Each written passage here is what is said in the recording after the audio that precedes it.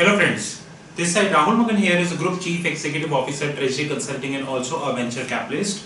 Standing today 16th August 2019, which is approximately 5 AM in the morning, we are going to be shooting a very important video about a well-known company in India who practically requires no introduction, which is known as LIC, Life Insurance Corporation of India. Our fathers, our mothers, and I think the last generation still invest in LIC only because it is owned by the government of India. In fact, my own family invests in LIC, and I have personally investment of a very handsome amount in the LIC in the form of life insurance.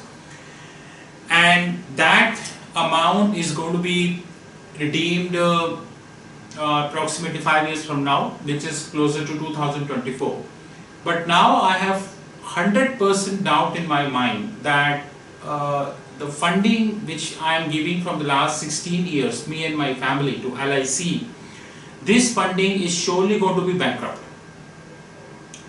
Yes, I am raising a very tactical issue, and I know many of the people, those who think that India can be a 10 trillion economy according to Mr. Mukesh Ambani, who one side selling his company and another side giving a statement that India can be a 10 trillion economy, the two contradictory statements. But anyways, all those people, those who are thinking that India can be a $10 trillion economy should quit the movie or press the right hand side button of the YouTube, which is the down arrow.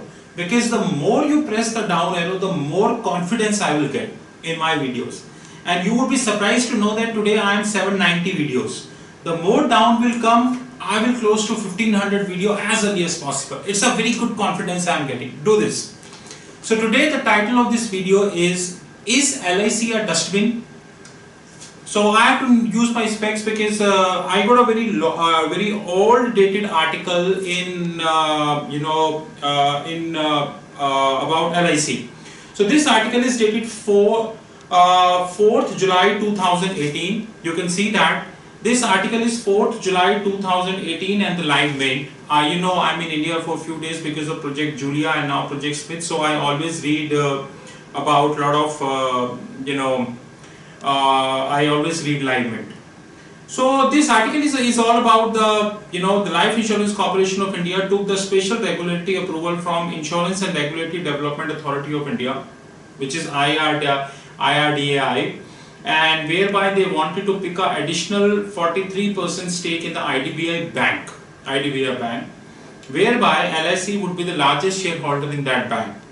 Now, I will not read the entire, but I will read the main glimpse that according to the norm, according to the rules set up by the IRDAI, Insurance and Regulatory Development Authority of India, no insurer can invest up to 15% of invest more than 15% of the amount in one company as to avoid the concentration risk. That I agree. 15% is also too high. It has to be 12% or 13%. But nonetheless, no worries. And this article does state that LIC invested approximately 13,000 crore rupees of money, which is the 4th July 2016.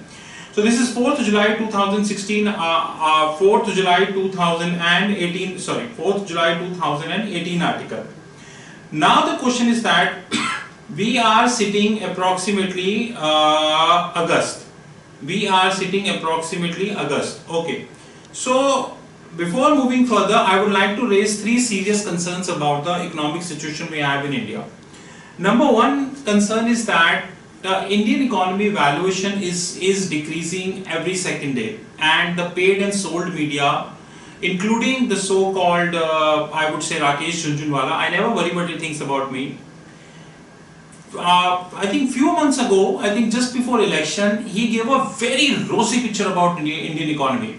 And when I was reading about his, now I have stopped reading about his interviews and all. So when I was reading about his interview, he was giving a picture of Indian economy is just like boss, maybe like Indian economy would buy US, China and Russian economy together after election. And even today, he is sounding like this, and if I'm not mistaken, I think it's more than 62,000 crore worth of his investment or whatever his portfolio is lying on a lot of policies of the government. So we have reached to a level when the media and the people, those who regularly come in the public domain, they can speak anything. They can speak literally anything. Like infrastructure leasing and financial services, except Suchetna Dalal, sorry for the misspelling, Suchetna Dalal, nobody want. DHFL, now the height of the issue is that yesterday or day before yesterday, DHFL, Diwan Housing, basically made a public statement that none of their creditors will face a haircut. So all those people, a haircut is a phenomena whereby if you basically as a company you give you have to pay say 1 crore rupee to some creditor and you have no money, you will say okay, let adjust. So give me a haircut of 30%, I will give you 70 lakhs, forget 30 lakhs. DHFL said that there won't be any haircut as far as operational creditors is concerned. And the hard matter of the fact is that the stock market, the stock went up. It's a shit, boss. He has to pay 100,000 crores. The total liability in the books of DHFL is 100,000 crores. 1 lakh crore. And how can he say that no haircut will happen? And the height of stupidity come when one stupid statement and one miscalculated statement, non-mathematical statement led to the increase in the share price of the company. Now I have another article, because I am not going to show you the complete newspaper. The reason being, whenever I find any article right or maybe in the future use, I always cut that. So let me read this article for you. This article is very important. Now this article does state that IDBI Bank has lost more than half of its market value in the 6 months since Life Insurance Corporation moved into, IDBI Bank has lost more than half of its market value in the 6 months since LIC moved in as a majority shareholder. Half. Half means 50%. Don't forget. 50. Okay. LIC has raised stake to 51% in January, and the government shareholding dropped down to 46%. For LIC, the bank continues to be a sinkhole, requiring capital infusion at a regular interval just to stay alive. And from where the money is coming? My family is investing, your family is investing, your friend family is investing, your friend family is investing. Now let me read the crux of the story. The crux of the story is that IDBI Bank has had to rely big write-offs to bring down its gross loan portfolio as recoveries remain low. What recoveries are we talking? Insolvency and bankruptcy already have 2162, two different figures, but the difference is not much. One article stating that you are having 2162 different cases lying in different in 14 different cases in 14 different courts of NCLT, National Company Law Tribunal, or different appellate authorities. And one article does state that it is 2190, so the difference is not much. And one article states that 2/3 of these are coming only from one bank, which is SBI. And another article states that the moratorium period of 270 days stipulated by so-called Insolvency and Bankruptcy Code 2016, which I said when it was launched that it would backfire Indian economy. But 2/3 of these cases coming from SBI, and except 2-3 cases, no cases has resolved within the moratorium period of 270 days. For the sake of formality, the government has decided to increase the moratorium period to 330 days. It is just like a simple example, you will lend 1 crore to Vijay Mallya and expect that he will start Kingfisher. So he comes to you and he wanted to start Kingfisher, you will lend another 1 crore to Vijay Mallya or another 1 crore to say Jet Airways, basically Naresh Goyal, or Treasury Consulting give 1 crore to Naresh Goyal and expect Jet Airways to start. This is like that. Now the situation, I have a number with me, you can see the numbers, I have numbers with me. These numbers suggest that IDBI Bank will soon need another infusion of the capital, and it has reported yet at another quarterly loss and an increase in bad loans. But where are we busy? We are busy in Article 370.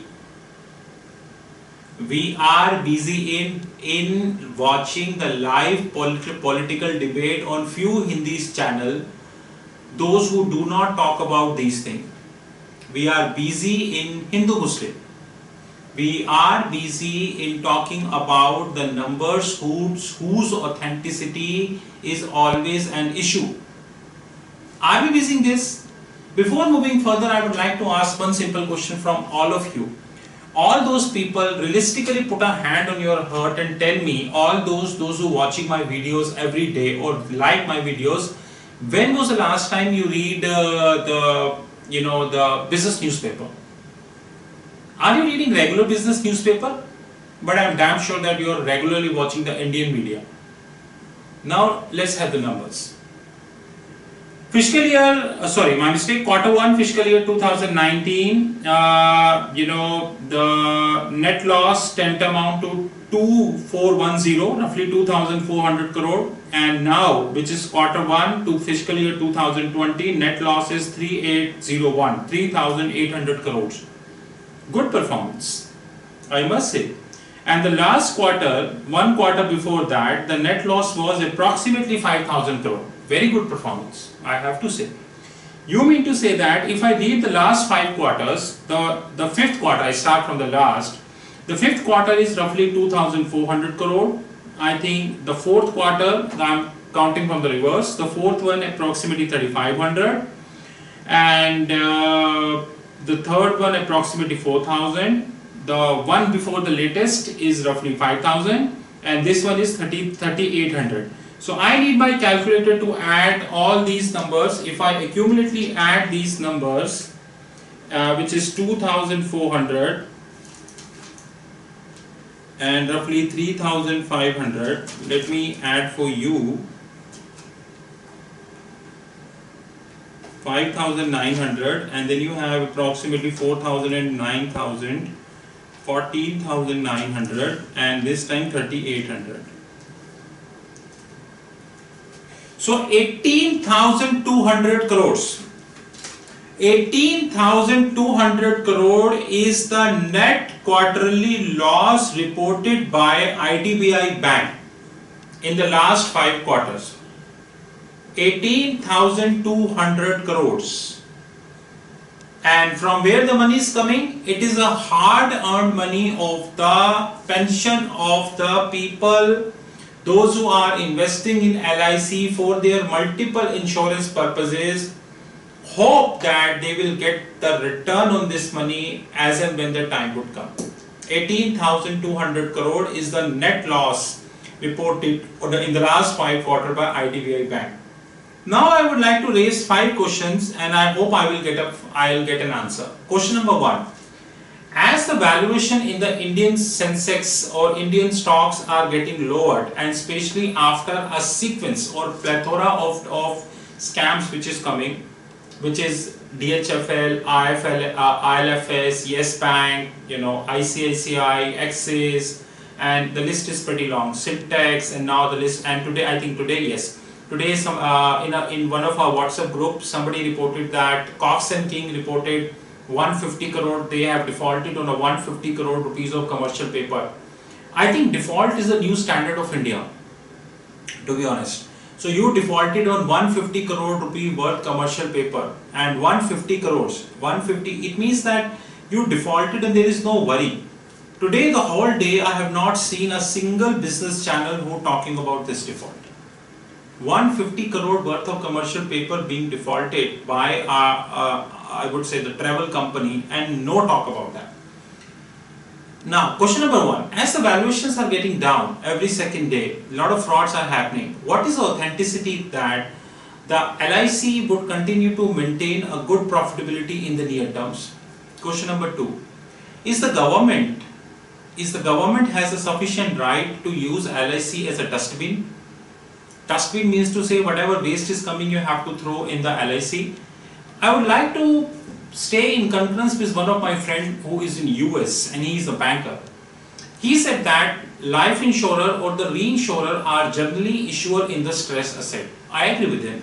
But at the same time, we both agree on to his another line is that these stress assets should not be the only thing they are investing, right?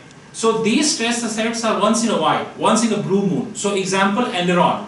When Enron happened long ago, when we were kids, when Enron happened, the people were really waiting to buy the stress assets, and they bought it. Now let's talk about Highflex in Singapore. Who did bought Highflex? Media already forgetted that. Highflex is an issue which has already been forgotten by the media, because today mantra is very clear. If something is not coming in the media, it means the case has resolved. So the moral of the story is that the third thing, can we have one request from the government to have a third party independent audit of LIC? LIC is treated as a sovereign guarantee, but government is sitting on a huge amount of internal sovereign debt, and that is one of the reasons they are going to the external sovereign debt, because the interest costs, which is nothing but the primary deficit, the interest cost is coming extremely huge. And according to a lot of reports which is there in the public domain, that interest cost eaten away a lot of revenue the government earns from the taxes, right? Can we expect one thing from the government to do a third party audit of the LIC so that it will come in the public domain? And of course this third party should not be done by the so-called big fours, EY, KPMG, Deloitte and PwC, those who are already in lot of scandals, right? And fourth and last important thing, can we expect one thing from LIC, that before they do any such investments in the so-called stress asset, is it the investors, those who invest in the LIC, they don't deserve a notification from the LIC in the newspaper that Life Insurance Corporation of India is investing whatever amount, 13,000 crore or whatever amount in the different bank or in the different company? For your information, you have taken approval from the regulator, insurance and basically the IRDIA. But the question is that how good are our regulators? Reserve Bank of India entire staff from a PM till governor is getting salaries. Even after that, $13 trillion worth of non-performing asset accumulated in the system. And I am talking about D. Subbarao, I am talking about the so-called the most intelligent person. He thinks that Raghuram Rajan, and followed by Urjit Patel, and now Mr. the fresh governor, ST. Now where is SEBI when almost every company flouted the capital norm? I would like to check with SEBI, did SEBI punish Yes Bank? Did SEBI done with the punishment to ICICI and Axis regarding violation of the capital controls? I think so. Maybe they are under investigation. Maybe they will punish in the next 10 years. The approval from the regulatory is good in a countries where regulatory works, like Singapore, like Hong Kong. That's a different thing, that Hong Kong facing protests, but that's not on account of regulatory. It's account for some different issue. Switzerland, for an example, US. The approval from the regulatory matters where regulatory works. But approval from regulatory do not matter where regulatory is nothing but a toy and the government decide whether the toy will dance or he will not dance. To cut the long discussion short, I will not be surprised that before 2024 or 25, LIC or SBI would default, because we are heading towards that direction. And we are not heading, actually we are running towards that direction. The reason is simple.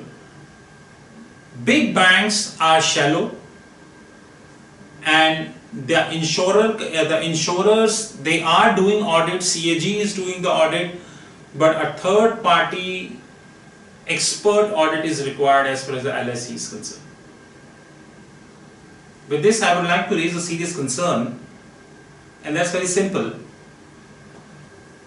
Board of Control of India, BCCI, which does regulate the cricket matches, the World Cup and whatnot in India, they were running from the last several years. When a lot of frauds reported, Supreme Court came in, they handed over BCCI to a third party, and God knows what he did, Binod Rai. But previous to that, everybody used to believe that BCCI is doing a good job. There is no frauds in BCCI. Today in 2019, we are thinking that LIC is profitable. LIC will never default. It's the same thing we are thinking like few years ago when people used to believe, oh, Shah Rukh Khan is doing advertisement of DHFL. How can they default? He is doing XYZ, Mr. XYZ is doing investment, doing advertisement of ILFS. Virat Kohli is doing advertisement of PNB. How can they default? But all defaulted. So, it's time to wake up or wake up. It's the same word but different meaning. I repeat, it's a time to wake up or wake up. You know my mobile number, +91 9899 242 978. You know my fixed income platform, www.fixedincome.global, and don't forget that Julia, the world's first derivative bot, is live now. And there are a lot of action which is happening. I assure you that in the next 3 years, before we complete our front office architecture, neither you sleep nor I sleep. It's 5 a.m. in the morning. Have a good time. Talk soon.